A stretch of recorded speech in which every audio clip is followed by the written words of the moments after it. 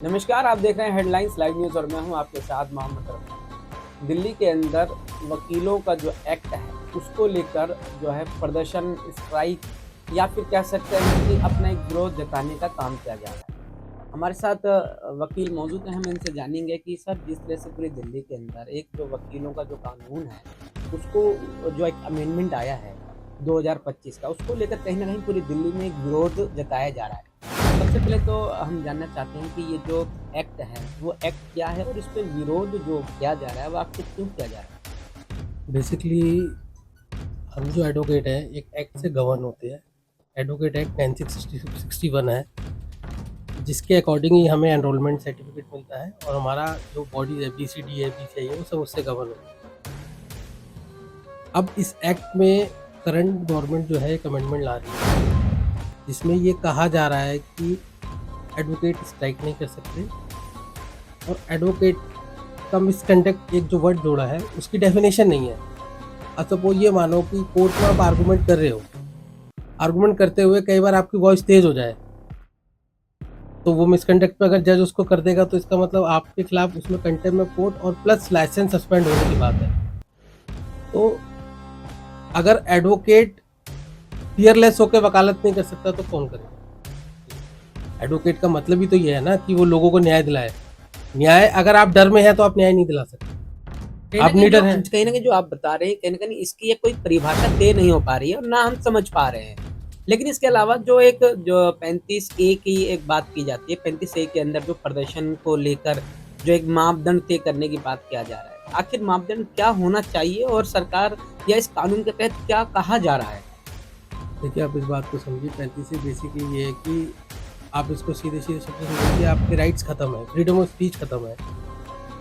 अगर आपके साथ गलत हो रहा है और आप उसकी आवाज़ नहीं उठा सकते और सरकार ऐसा कानून ला दे कि भाई आपके साथ गलत हो रहा है, आप उसको बर्दाश्त करो, आप कुछ बोलोगे नहीं, तो ये तो जाती हो गई। इसका मतलब तो जो गलत हो रहा है उसको होने दो, चुपचाप सहते जाओ। तो 35A का मतलब ही ये है कि अगर वकीलों के साथ गलत होता है या फिर अगर मान लो वकील किसी गलत के खिलाफ आवाज़ उठा रहा है तो वो नहीं उठा सकता। सरकार ही नहीं, जुडिशरी भी उसका मिसयूज़ करेगी। गलत ऐसा नहीं है कि मतलब सिर्फ सरकार ही गलत, जुडिशरी में तो कई बार गलतियाँ होती हैं। कुछ लोग ऐसे हैं जुडिशरी में जो गलत करते हैं। तो अगर मान लो मैं वकील हूँ, मुझे पता है कि भाई यहाँ गलत हो रहा है, तो मैं वॉइस ही नहीं उठा सकता, क्योंकि मुझे पता है जैसे मैंने वॉइस रेज करी मेरा लाइसेंस कैंसिल हो जाएगा।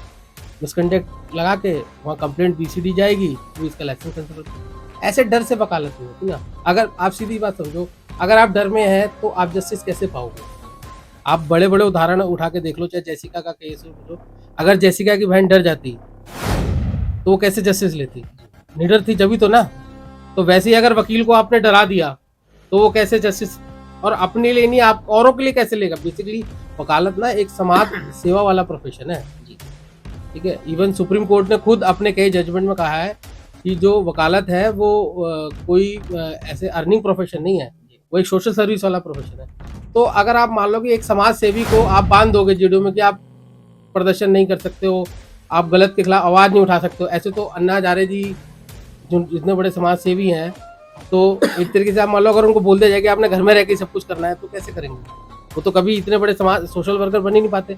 तो वकालत का बेसिकली मतलब ये है कि आप दूसरों के लिए जस्टिस के लिए फाइट कर रहे हो, और अगर आपके कान पे बंदूक रख के आपको बोला जाए कोर्ट में आर्गूमेंट करने हैं, नहीं तो अगर जरा सा भी आपने कहा तो गोली चल जाएगी, ठीक है। ऐसे ही हमारे सर पे एक तलवार लटका दी है कि जरा सा जोर से बोले या जरा सा आपने अगर गलत के खिलाफ आवाज उठाई तो आपका लाइसेंस सस्पेंड है। ऐसे डर में वकालत नहीं है। तो ऐसी स्थिति में क्या सुझाव होने चाहिए आप? सुझाव ये सरकार को उसको एक्ट को रिव्यू करना चाहिए, और जो लीगल फैटर्निटी में बड़े सीनियर एडवोकेट्स हैं जो कानून के जानकार हैं उनसे डिस्कशन करना चाहिए, फिर इसका ड्राफ्ट दोबारा से पेश किया जाए।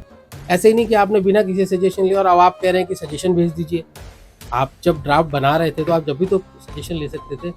आपने एक अमेंडमेंट का ड्राफ्ट भेज दिया, पूरा वकीलों को डरा दिया, और अब आप कह रहे हो कि सजेशन भेज दो। इसको कानून को वापस लेके दोबारा से जो कानून के अच्छे जानकार उसमें बैठा के फिर इसको रिव्यू करना चाहिए। और मैं सबसे बड़ी रिक्वेस्ट करूंगा BCI और BCD से, उनको डायरेक्ट इसमें इन्वॉल्व होना चाहिए, क्योंकि हमारे एक इंडिविजुअल एडवोकेट से ज़्यादा बार पे खतरा है। एक्ट अगर कोई ढंग से पढ़ेगा तो उसमें बार ही खत्म हो जाएगी, बार की वैल्यू ही खत्म है। तो फिर जो बीसीडी या बार एसोसिएशन है या बीसीआई, उसकी सबकी वैल्यू खत्म।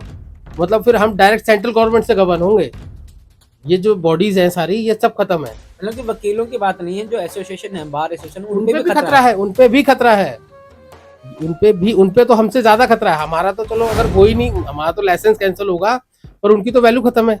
लेकिन कहीं ना कहीं बार भी तो इसके विरोध में अपने सुझाव दे बार रही है। बार दे रही है, लेकिन देखो बार को गवर्नमेंट से डायरेक्टली मतलब एक ना फोर्सफुली तरीके से, फायर तरीके से बात करनी चाहिए।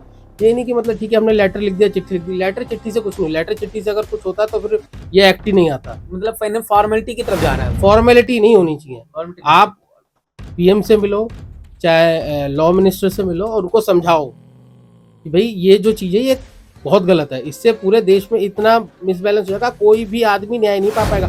जो आज 3 करोड़ कहते हैं ना केस पेंडिंग है, वो 3 करोड़ से 30 करोड़ हो जाएंगे।